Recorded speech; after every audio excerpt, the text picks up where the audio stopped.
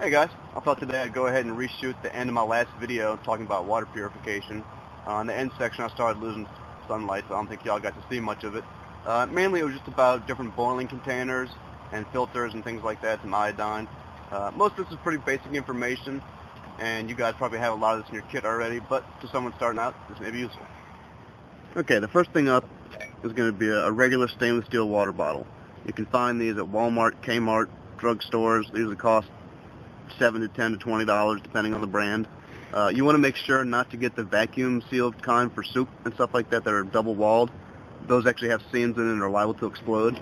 So when you get yourself just a regular stainless steel bottle, you want to make sure it's strong enough so that you can't crush it at all, because this is going to be going in the fire.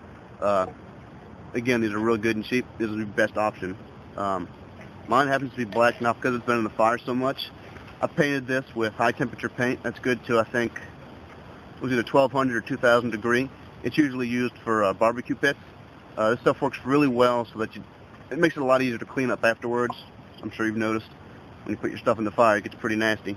So that's a real good option right there. You can get the high temperature paint for these at most hardware stores, Lowe's, Home Depot, Ace Hardware. I think Rust-Oleum makes a couple different types, and they range in a couple different degrees. When you get this, if your bottle is already painted, you're going to want to make sure to sand it down to bare stainless steel. You can use sandpaper and then different grits of steel wool. Works good to shine it back up. If not, you just want to make sure it's really clean. Apply 2 to 3 coats and just follow the directions on the can as far as time in between it. But then before you use it the first time, you're actually going to have to bake it in the oven for about, I want to say it's, again, read the directions, but it's like 350 degrees for a half hour, an hour, something like that. Maybe not even that long. Or you can, put it next to your fire for a little while, but you have to bake it the first time before you actually use it. But after that, again, it makes cleanup a lot easier.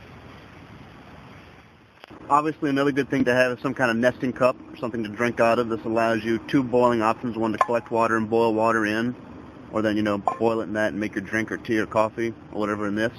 I think this one's a GSI Glacier, I believe. These work pretty well. I haven't actually used this one too much yet, but it seems pretty good. I know a lot of people use these. The other option, which is absolutely standard and wonderful, is this U.S. Military Corp 1-quart canteen and its nesting cup. These things are fantastic, tried and true, great, cheap. Get them at Army surplus stores, gun shows, online for real cheap. So that's a really good option. Along with that, you can get yourself a good case for it. They make a standard one that comes with one little pouch on the front. This is I think a Molly 2 dump pouch. It's got an extra bag in the top of it so it extends.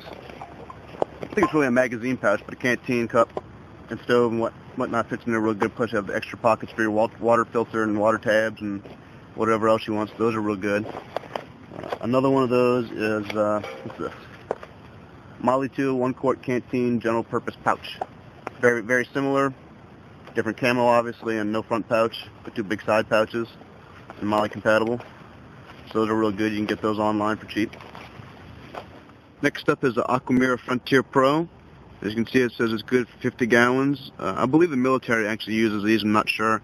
I haven't actually used mine yet. I had it for about a year, but haven't had a need for it yet. Probably should give it a shot one of these days. It says it removes 99% of cryptosporidium.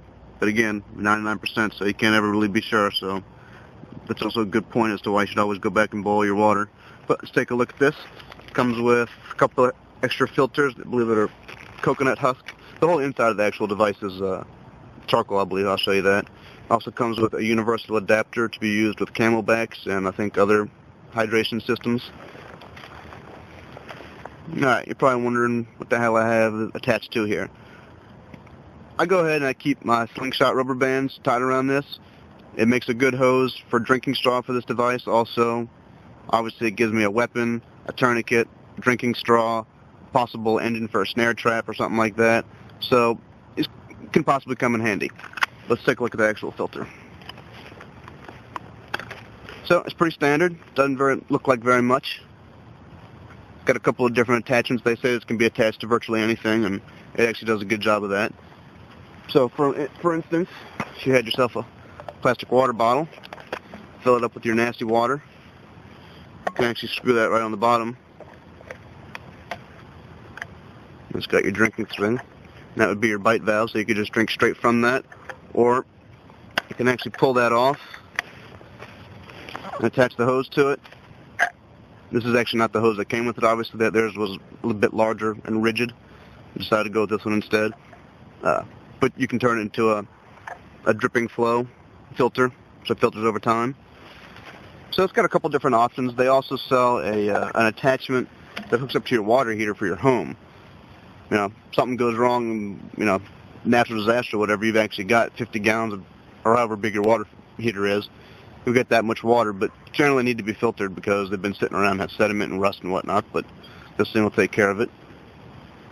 So again, this is supposed to be able to be used with a couple different ways, a couple different systems.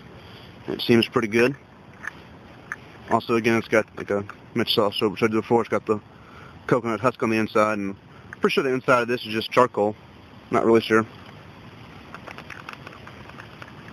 But then with my slingshot rubber band, I can connect that to the bottom, stick that in a pond or whatever I need to. So that works out well. I'll have to give it a shot one of these days. Aquamira filter is one of those things I carry with me all the time. I usually always wear cargo pants to carry extra stuff, and this is definitely one of them. You know, if I'm unable to boil water for some reason, a good quality, high quality filter is absolutely better than nothing, you know. So you would definitely want that if you need to, and plus with the added slingshot rubber bands, that gives me a couple more multi-use purposes. One thing I never hear much about is the actual cleaning of a water filter. It's a filter. It's actually going to trap and contain all the bacteria and cryptosporidium and anything else that might, you know, be in that water.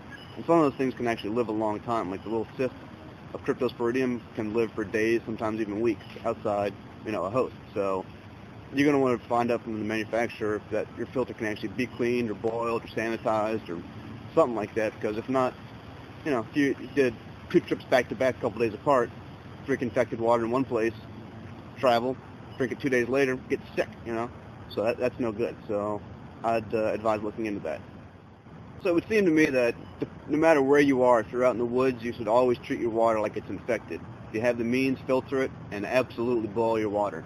Again, below sea level, or excuse me, below regular altitude, which I think I found out to be 6,500 feet, is above altitude, you know, beginning of above altitude. If you're below altitude, let your water come to a rolling boil, let it boil for a minute. If you're above 6,500 feet, you have to let it boil for a longer period of time. I believe it's 2 to 3 minutes after a rolling boil. If you've missed it, you can go back and check my video on water purification. I give a better explanation about that. But, all right, guys, hope you found this informative. So, thanks for watching.